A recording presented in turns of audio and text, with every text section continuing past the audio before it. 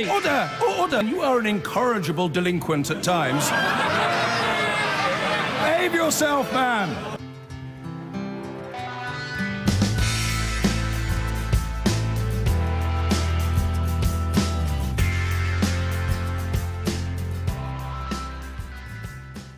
Coroner has reported that the toddler, Poppi Worthington, was sexually abused by her father before she died. During the inquest, Paul Worthington refused to answer more than 200 questions relating to her death in 2012.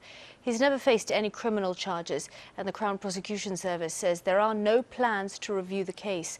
Sally Lockwood reports.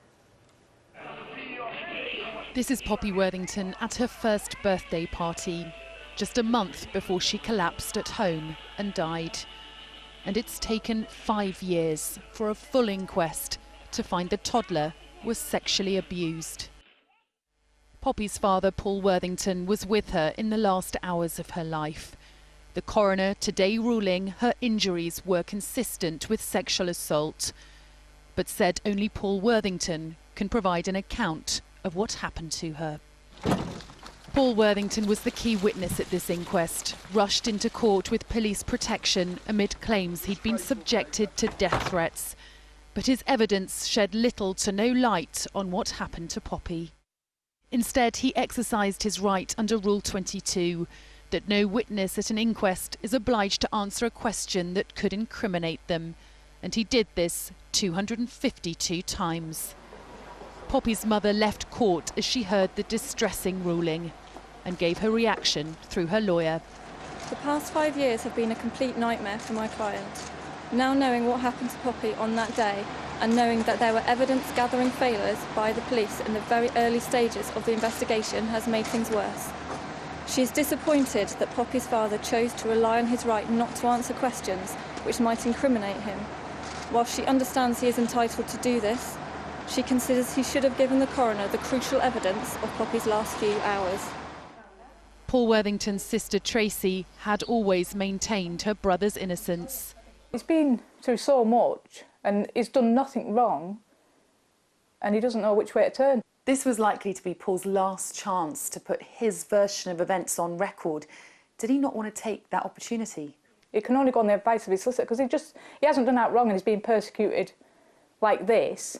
He's going to go with what his solicitor says because he hasn't got a clue what to do. What was it like for him in there? Did he want to answer the questions? Well, it was gutting for him because it goes over the same thing. You know, it's heartbreaking for him to listen to everything. You know, when stuff's read out like that, to certain people it's just, oh, reading medical evidence, reading this.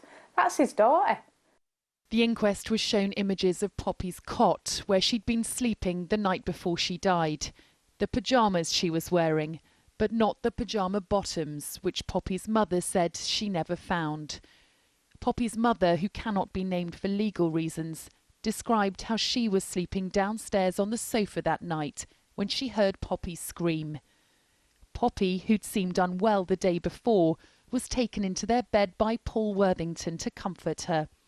He then came downstairs for a nappy. Shortly after, he rushed back with Poppi, who'd stopped breathing. Poppi was taken by ambulance to Furness General Hospital, where she was pronounced dead. No charges have ever been brought after Cumbria police lost key evidence in their investigation. An investigation so flawed, they apologised to Poppi Worthington's family and reiterated that apology outside court. I would like to reinforce this heartfelt apology again today. Poppi and her family deserved a better standard of investigation than the one that was conducted 5 years ago. It is clear that the initial investigation surrounding Poppi's death, launched in 2012, has done little to assist the coroner in coming to a conclusion on how Poppi died, and I greatly regret this. The story of Poppi's death has lasted far longer than her 13-month life. Her mother has waited 5 years for answers. Today, she finally got them, but her worst fears were confirmed. Sally Lockwood, Sky News, Kendal. An inquest into the death of 13-month-old Poppi Worthington has concluded she was sexually assaulted before she died. The coroner found that Poppi's death in Cumbria in 2012 was caused by asphyxia after sleeping in a bed with her father, Paul Worthington. Mr. Worthington has always denied wrongdoing and has never been charged with a criminal offence. From Kendal, Danny Savage reports. For 5 years, the death of Poppi Worthington has been unexplained. Now it is much clearer how she died and what happened to her beforehand. This 13-month-old suffocated after being left in an unsafe sleeping position by her father. She died in this bed, where a coroner believes Paul Worthington also sexually assaulted her. He had taken her from her cot before the assault, which the coroner ruled on the balance of probabilities took place hours before she died. This statement was made today on behalf of Poppi's mother. She is disappointed that Poppi's father chose to rely on his right not to answer questions which might incriminate him.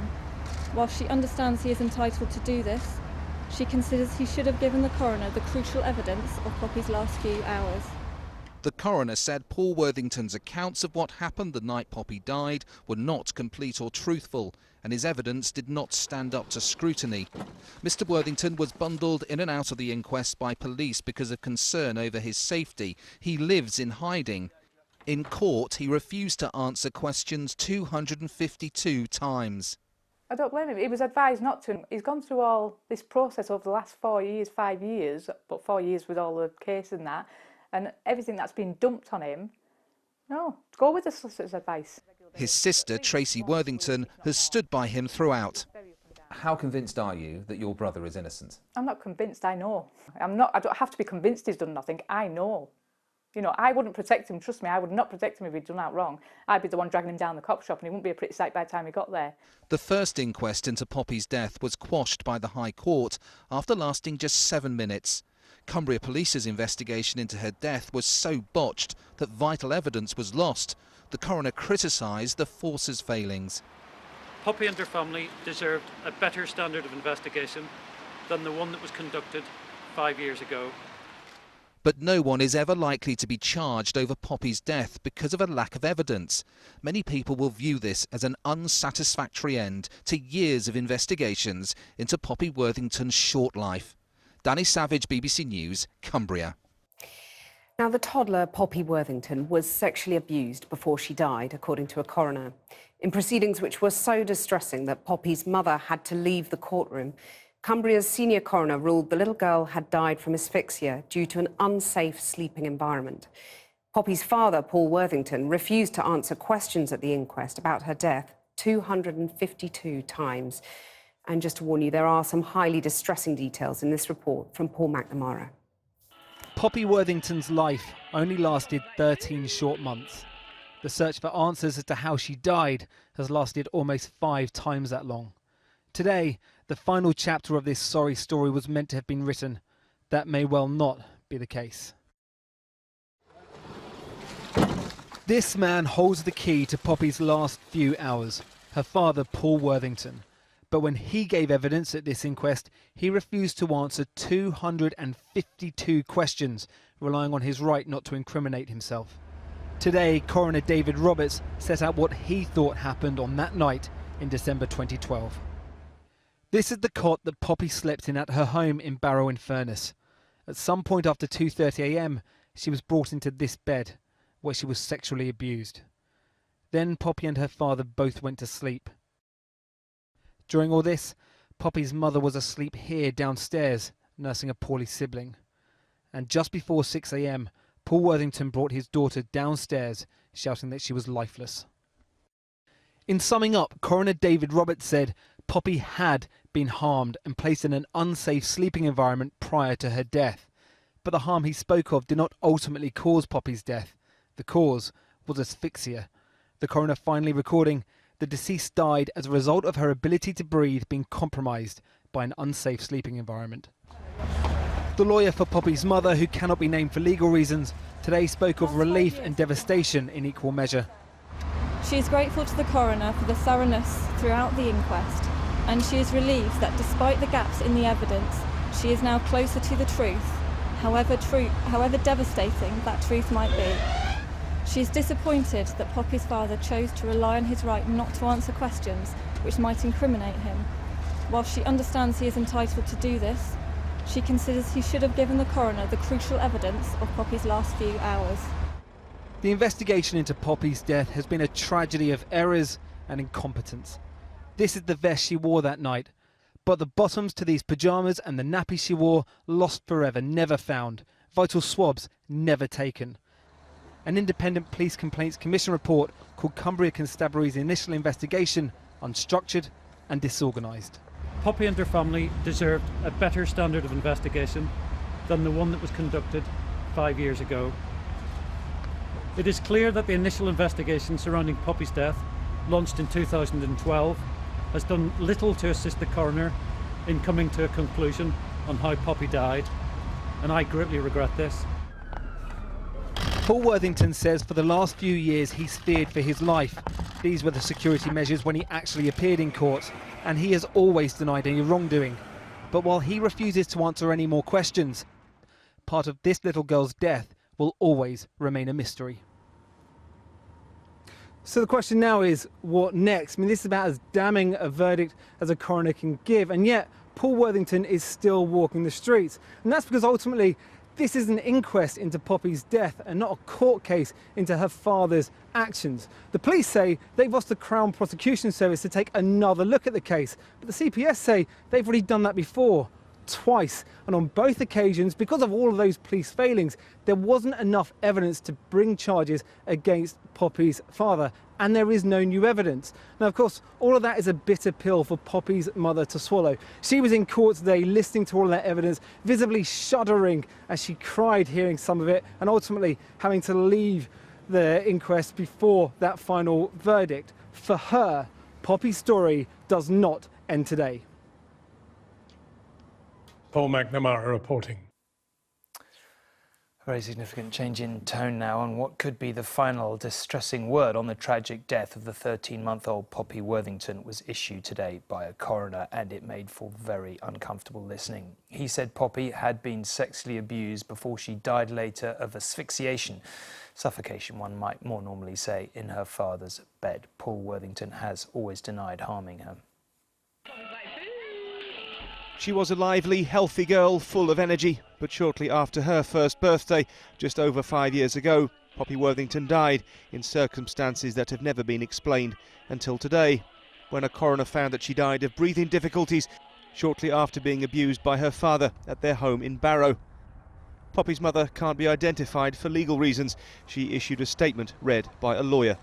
She is grateful to the coroner for the thoroughness throughout the inquest, and she is relieved that despite the gaps in the evidence, she is now closer to the truth, however devastating that truth might be. 6 months after Poppy's death, a post-mortem failed to determine the cause. Shortly afterwards, her parents were arrested. But the first inquest found her death was unexplained, and the following March, police announced there would be no charges. Early in 2016, a family court judge found that Paul Worthington probably abused Poppi, but again, Crown prosecutors said there was insufficient evidence to charge him. In March last year, the police watchdog found serious failings in the investigation by Cumbria Police, prompting this second inquest. Today, police said they would explore for the third time the possibility of bringing charges. I will consider the detail of the coroner's conclusion and his comments today, and we will be having an early discussion with the Crown Prosecution Service in order to determine possible courses of action. Paul Worthington has never been charged with any offence. His friends and family have always described him as a good and loving father who only wanted to find out the truth. When he came to the inquest under police protection, he refused to answer over 250 questions. His family say he's innocent and was acting on the advice of lawyers. It looks bad that he wants the answers but won't give any answers himself. It would have been damned if he didn't, damned if he didn't. So he just went with the advice what his solicitor told him and never answered them. If she'd lived, Poppi would be 6 years old. She would have started school. She would have made her own friends. Instead, her body lies here, in a cemetery overlooking the sea. 5 years on, it seems there are as many questions as there were the day she died. It will now be for prosecutors to decide if those questions about Poppy's final hours can be put before a jury. Damon Green, News at 10, Cumbria. Let's move on to another story. We've got a few stories we'll try and fit in. This is the front page of the Telegraph. They've got Carillion very small down there. They focused on this story is absolutely sickening. Also inside the Mail. So the coroner into the death of Poppi has concluded it's a very powerful court, is the coroner's court, that the father sexually assaulted her shortly before she died. The police and the Crown Prosecution Service are not going to prosecute her. He was asked 257 questions during the inquest, and he exercised his right to make no comment whatsoever. After coming so soon after John Warboys, the multiple sexual offender who could yet come out of prison in the next few days, this sort of story shakes people's belief in the justice system, because of course he's innocent until proven guilty, but let's test his innocence or guilt in court. Yeah, simple as that. The father who denies everything exercises right under what's called Rule 22, so you don't incriminate yourself in a coroner's court. But nevertheless, the police made terrible mistakes. For which they've apologised. Yeah, but these apologies are no good. Yeah, it's not good enough. No, Yvette Cooper, the chair of the Home Affairs Select Committee, the local John Woodcock, the Barrow MP in Cumbria, called for inquiries. I agree with that. But you also want the CPS to look at it again. And let's put whatever evidence there is, and there's been many mistakes made, let's put it before a jury. Let the jury decide and draw whatever inference from whatever the father answers or doesn't answer when that father is in the dock.